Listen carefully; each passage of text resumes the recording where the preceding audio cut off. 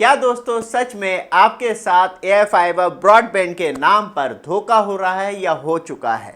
क्योंकि ये सवाल मैं नहीं पूछ रहा हूँ, ये पूछ रहा है actually TRAI telecom company Airtel and Reliance Jio से कि एक्चुअली आप बताइए कि एयर फाइबर ब्रॉडबैंड एक्चुअली क्या है, जिसे कि आप वायरलेस ब्रॉडबैंड के नाम से सेल कर रहे हैं। यहाँ पे ज़्यादातर सभी लोगों को मालूम है कि वायरलेस एक्सेस ब्रॉडबैंड टेलीकॉम कंपनियाँ प्रोवाइड करवा रही हैं, जहाँ हमें एयरटेल एंड जियो देखने के लिए मिलता है। लेकिन जियो एक कदम और आगे चल रहा है, क्योंकि अभी और भी गलतियाँ मिलने वाली हैं ट्राई को मार्केट के अंदर। क्योंकि जियो की बात करी जाए तो स्पेशली वो 5 गीगाहर्ट्ज़ पे सर्विस प्रोवाइड करवा रहा है। वो बात अलग है कि दोनों वायरलेस है, लेकिन वो 5G पे अपनी एयर फाइबर ब्रॉडबैंड की सर्विस अब मैक्सिमम जो नए कनेक्शन लगाए जा रहे हैं वो सिर्फ 5 गीगाहर्ट्ज़ जो नॉर्मली हम बैंड फ्रिक्वेंसी अपने राउटर में यूज़ करते हैं, एक तरीके से टावर को हॉटस्पॉट में चेंज कर दिया है, वहीं से आपको वायरलेस कनेक्टिविटी प्रोवाइड करवा रहा है। अब जो 5G वाला मेन रोल था वो ख़त्म हो चुका है, ना लाइसेंस की ज़रूरत है ना स्पेक्ट्रम की ज़रूरत है। और यहाँ पे जो मेन कंसर्न है वो जियो के साथ इंक्रीज़ होने वाला है, क्योंकि जिस तरीके से ट्राई ने सवाल पूछा है तो साफ तौर पर कहा गया है कि इसे किस कैटेगरी में रखें एयर फाइबर ब्रॉडबैंड को। क्योंकि वायरलेस एंड वायर ब्रॉडबैंड में क्या मेन अंतर आपको देखने के लिए मिलता है? टेलीकॉम कंपनियों की तो बहुत कॉस्ट बच रही है, लेकिन आपको क्या मेन फ़र्क देखने के लिए मिलता है? एक टेबल पे हमने दोनों ही राउटर रख दिए, जिसमें आपको एक फाइबर राउटर देखने के लिए मिलता है, जहां बाहर से एक फाइबर आके राउटर में लगती है। अब हम एयर फाइबर ब्रॉडबैंड की बात कर लेते हैं। इसमें एक आउटडोर यूनिट बाहर लगी होती है या छत पे लगी होती है, वहाँ से ईथरनेट केबल आती है जिसमें कि 8 वायर होती हैं, वो कहीं ना कहीं कनेक्ट होती है आपके जो घर में राउटर है वो। मतलब कस्टमर एंड के साइड से कोई भी चेंज नहीं हुआ है, बस एक नाम और टैग जरूर बढ़ा दिया है कि air fibre broadband. Air fibre क्या सच में टेलीकॉम कंपनियां इसे मोबाइल कैटेगरी के अंदर रख सकती है? क्योंकि जो एक्चुअली वायरलेस का काम होता है वो आपका मोबाइल करता है कि आप कहीं भी मूव कर रहे हैं कोई फ़र्क नहीं है। ऊपर से आप एयर फाइबर ब्रॉडबैंड को जो स्पेशली अब जो नई यूनिट लगाई जा रही है जियो के द्वारा, उसे लेके भी नहीं जा सकते। पुरानी यूनिट को तो मैं भी 1-2 जगह ले गया था, लेकिन नई यूनिट को आप एक फिक्स लोकेशन पर यूज़ करेंगे, आप अनदर लोकेशन पर ले जाने की कोशिश करेंगे तो वो वर्क नहीं करेगी। तो एक सबसे बड़ी दुविधा ये भी देखने के लिए मिलती है। तो मतलब कस्टमर के एंड के तरफ से कोई भी चीज़ चेंज नहीं हुई है, जो केबल पतली थी वो और मोटी हो गई है ईथरनेट के नाम से। बट आप हमारे चैनल पे फर्स्ट टाइम आए हैं, चैनल को सब्सक्राइब, वीडियो को लाइक कीजिए। रेगुलर अपडेट के लिए आपके लिए कुछ प्रोडक्ट ऐड किए हैं, उन्हें चेक जरूर कीजिएगा। साथ में आप हमारा न्यू प्रोडक्ट चेक कर सकते हैं जो एक्चुअली 360 कैमरे के लिए वॉल माउंट स्टैंड देखने के लिए मिलता है। क्लिप टूट भी गया तो कोई दिक्कत की बात नहीं, क्लिप भी आपको मिल जाता है, स्टैंड भी आपको मिल जाता है। बाकी ऑर्डर करने के लिए व्हाट्सएप नंबर आ रहा है, वीडियो डिस्क्रिप्शन में भी दे रखा है, वहाँ से कांटेक्ट कर सकते हैं। ऑल इंडिया लेवल पे आपको फ्री डिलीवरी मिलती है। वापस आते हैं टॉपिक पे, सबसे ज़्यादा इम्पॉर्टेंट है तो क्या अब इसे एक नई कैटेगराइज कंडीशन में रखा जाएगा एयर फाइबर ब्रॉडबैंड को?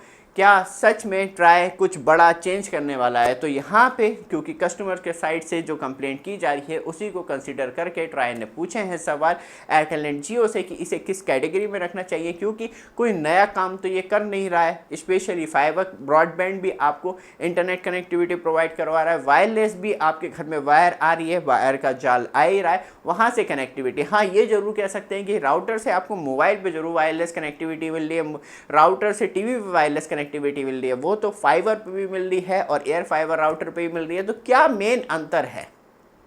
और जो अब तक ट्राई, मतलब ये तो बहुत बड़ा घपला हो जाएगा, क्योंकि अभी तक जो एयरटेल एंड जियो के साइड से रिपोर्ट की जा रही थी ट्राई को, वो कंटिन्यू कंसीडर जो किए जा रहे थे वो मोबाइल कनेक्शन के अंदर। तो हम आपको, आप हमारी प्रीवियस वीडियो भी देखेंगे, वहाँ हम आपको ट्राई की रिपोर्ट भी दिखाते रहते हैं जैसे जैसे आती रहती है।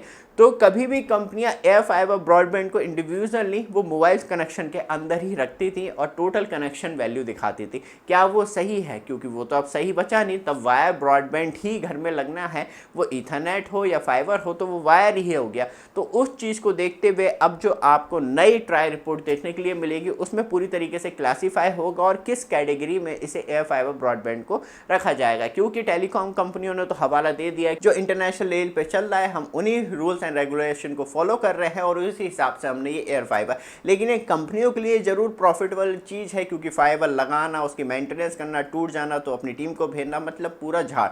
लेकिन एयर फाइबर क्या है कि अपने जैसे कि जियो वाली बात कि टावर को वाईफाई में कन्वर्ट कर दो और आपके घर पे एक हॉटस्पॉट लगा दो कि आपस में दोनों कनेक्टिविटी करते रहेंगे, वहाँ से इथरनेट निकल के आपके घर में, आपको ये लग रहा है मेरे घर में एयर फाइबर लग गया, कंपनी को ये लग रहा है कि मेरी पूरी कॉस्ट ही बच गई मेंटेनेंस की। तो इस तरीके से ये काम चल रहा है। तो फाइनली ये तो अभी छोटा सा घपला है, क्योंकि अभी एक और बड़ी चीज़ निकल के आएगी, क्योंकि अभी तक जियो ने ऑफिशियली एडमिट नहीं किया है कि जियो अपनी एयर फाइबर ब्रॉडबैंड सर्विस जो अब नए डिवाइस या मैक्सिमम डिवाइस पे 5 गीगाहर्ट्ज़ पे दे रहा है वो अभी तक एडमिट नहीं किया। वो यही कह रहा है कि हम 5G पे दे रहे हैं। 5G और 5 गीगाहर्ट्ज़ अलग है। 5G जो है वो 700 मेगाहर्ट्ज़, 3300 मेगाहर्ट्ज़, 3500 मेगाहर्ट्ज़ पे चल रहा है, और जो 5 गीगाहर्ट्ज़ होता है जो स्पेशली हम राउटर यूज़ करते हैं 2.4 गीगाहर्ट्ज़, 5 गीगाहर्ट्ज़, मतलब एक राउटर जैसा ही डिवाइस जो है वो टावर पे लगा रखा है, वहीं से आपको एक तरीके से हॉटस्पॉट के द्वारा एक कनेक्टिविटी दी जा रही है, जो फाइनली अभी और ज़्यादा पेंडिंग है जियो को, क्योंकि वो अभी तक अपने जो भी डिवाइस हैं, जो भी ब्रॉडबैंड है, वो डायरेक्टली फिक्स वायरलेस एक्सेस में ही गिन रहा है जो कि 5G पे वर्क करते हैं। तो वो चीज़ अब फाइनली नहीं है। ऊपर से जिस तरीके से पिछले साल जियो के साथ देखने के लिए मिला कि फाइबर कनेक्शन जो है एकदम बूस्टअप करे, जैसे ही ट्राई ने इंटरसेप्ट किया कि हाँ भैया जी अब कंडीशन बता दीजिए किस तरीके से राइज हो रहे हैं, एकदम सडनली ड्रॉप डाउन हो गए। अभी हमने प्रीवियस रिपोर्ट बताई थी ट्राई की, उसमें भी हमें फाइबर के लाखों के हिसाब से कनेक्शन एकदम ड्रॉप होते हुए दिखाई दिए, और फिर नेक्स्ट मंथ की रिपोर्ट में पॉजिटिव होते हुए दिखाई दिए। क्या सच में